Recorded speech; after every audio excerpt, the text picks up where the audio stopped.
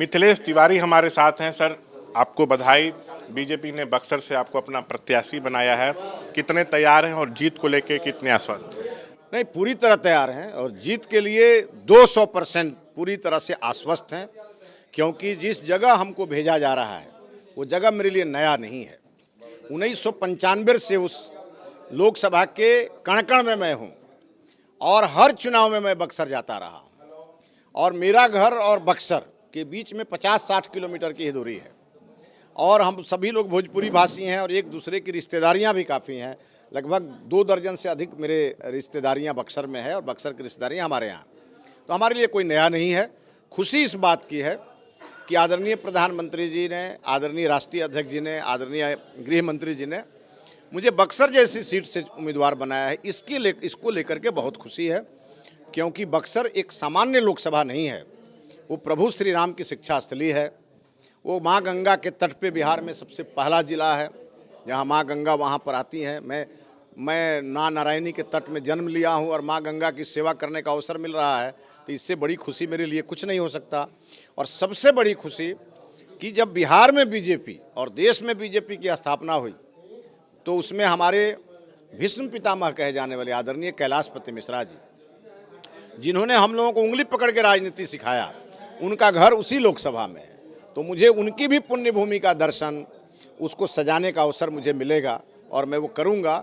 इस नाते आदरणीय लालमुनि चौबे जी, आदरणीय अश्विनी चौबे जी जिस सीट से रहे उस सीट पे मुझे मौका मिला है, तो मेरे लिए सचमुच गौरव की बात है। महागठबंधन से वहाँ आरजेडी से सुधाकर सिंह प्रत्याशी हो सकते हैं? कोई बात नहीं है। सुधाकर सिंह जी तो मेरे बहुत ही सानिध्य में काम किए हैं। मैं जब प्रभारी था शाहाबाद का, तो वो रामगढ़ में बीजेपी में काम किया करते थे। मैं उस समय उनका इंचार्ज था। हमसे बहुत अच्छे संबंध हैं उनके और हम ये चाहेंगे कि संबंध अच्छे रहें। लड़ाई अलग बात है, क्योंकि ये लड़ाई जो है ये विचारों की लड़ाई है। वो राष्ट्रीय जनता दल का प्रतिनिधित्व करेंगे और मैं बीजेपी का प्रतिनिधित्व करूँगा, लेकिन मेरे लिए कोई चुनौती नहीं है। कई बड़े बड़े नेता रेस में थे, पार्टी ने आपको मौका दिया? ये मुझे मालूम भी नहीं था। मैं तो पार्टी का काम कर रहा था, लेकिन पार्टी ने मुझे कहा कि आपको इस दायित्व के लिए तैयार होना है।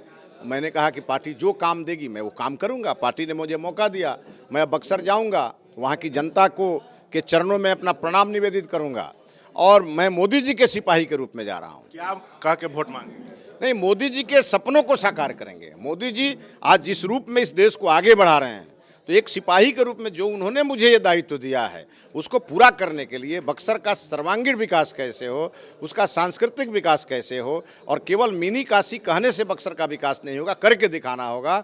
इन तमाम चीज़ों को हम लोग करेंगे और निश्चित रूप से प्रधानमंत्री जी ने जो हमसे उम्मीद की है उससे 10 कदम आगे बढ़ के उसको पूरा करेंगे। अभी अश्विनी चौबे वहाँ से सांसद हैं, बीजेपी के केंद्र सरकार में मंत्री हैं, लेकिन उनका टिकट कट गया और आपको मौका दिया गया। देखिए, इसको मैं टिकट कटना नहीं कहूँगा, क्योंकि ये पीढ़ी परिवर्तन का मामला है। पहले वहाँ आदरणीय लालमुनि चौबे जी सांसद हुआ करते थे, उनके बाद आदरणीय अश्विनी चौबे जी आए, 2 बार उन्होंने भी वहाँ बहुत अच्छे ढंग से प्रतिनिधित्व किया।